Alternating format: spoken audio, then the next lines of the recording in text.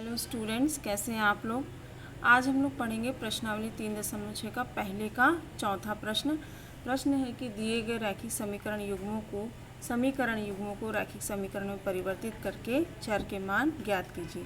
तो चौथे प्रश्न में दो समीकरण दिए हैं। पहला समीकरण है 5/x-1 धन 1/y-2 बराबर 2।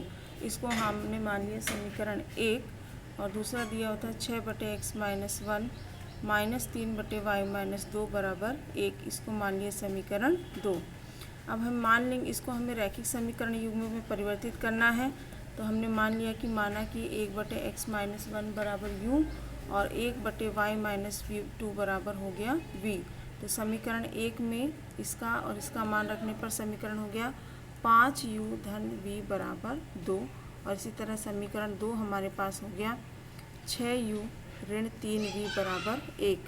अब देखिए हमें इसको हल करना है। तो इसमें हम यदि समीकरण 3 में 3 का गुणा कर दे तो यहाँ पर 3v आ जाएगा, क्योंकि समीकरण 4 में भी v का गुणांक 3 है। तो 3 से 3 कैंसिल हो जाएगा। तो हम यहाँ लिखेंगे समीकरण 3 गुणे 3। समीकरण 3 में 3 का गुणा करने पर यह हो गया 15u धन 3v बराबर 6।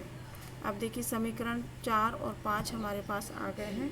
इसमें v के गुणांक आपस में बराबर हैं और दोनों के चिन्ह जो हैं अलग अलग हैं। तो जब भी गुणांक आपस में बराबर हो और चिन्ह अलग अलग हो तो समीकरणों को आपस में जोड़ दिया जाता है। तो हमने लिखा समीकरण 4 धन समीकरण 5। तो ये हो गया 6u ऋण 3v बराबर 1 और ये हो गया 15u धन 3v बराबर 6। 3 से 3 कैंसिल, 6 और 15 को जोड़े तो 21u और 1 और 6 को जोड़े तो 7। तो u बराबर हो गया 7/21 या u बराबर 1/3। अब u का मान आने के बाद हमें v का मान निकालना है। तो लिखेंगे समीकरण 3 में u का मान रखने पर समीकरण 3 हमारे पास था 5u धन v बराबर 2। यहाँ पर हमने u बराबर 1/3 रखा। तो 5 गुणे 1/3 धन v बराबर 2। तो 5/3 धन v बराबर 2। तो v बराबर आ गया 5/3 का पक्षांतर हुआ 2 - 5/3। इनका लघुत्तम लिया तो हर में 3 आएगा और 3 गुणे 2 मतलब 6 - 5। हल करने पर आएगा v बराबर 1/3।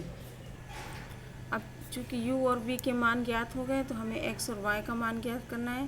देखिए हमने माना था कि 1/x-1 बराबर u, तो हो जाएगा इसलिए 1/x-1 बराबर u का मान 1/3। यहाँ पे तिर्यक गुणा होगा 3 का गुणा अंश में और यहाँ पे x-1 का गुणा इस तरफ अंश में। तो हो जाएगा 3 बराबर x-1। -1 का पक्षांतर किए तो 3 धन 1 बराबर x। 3 और 1 हो गया 4। 4 बराबर x या x बराबर 4। इसी तरह हमने माना था 1/y-2 बराबर v। v का मान रखा 1/3। दोनों का आपस में तिर्यक गुणा हुआ तो 3 बराबर आ गया y-2। 2 का पक्षांतर हुआ तो 3 धन 2 बराबर y या 5 बराबर y। तो y बराबर आ गया 5। तो इस तरह हमारा आंसर आ गया x बराबर 4 और y बराबर 5। और ये सवाल यहीं पर कंप्लीट हो गया।